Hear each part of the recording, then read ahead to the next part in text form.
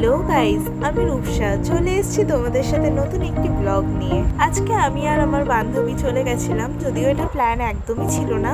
হঠাৎ প্ল্যান হলো, বেরিয়ে পড়লাম নতুন একটা জায়গায় এক্সপ্লোর করতে, ট্রাইতে। এই লোকেশনটি হলো হাজরা রোডের দিকে। আমরা গেছিলাম শিয়ালদা থেকে সাউথের ট্রেন ধরে, বালিগঞ্জে নেমে সেখান থেকে একটুখানি হেঁটেই চলে গেছিলাম।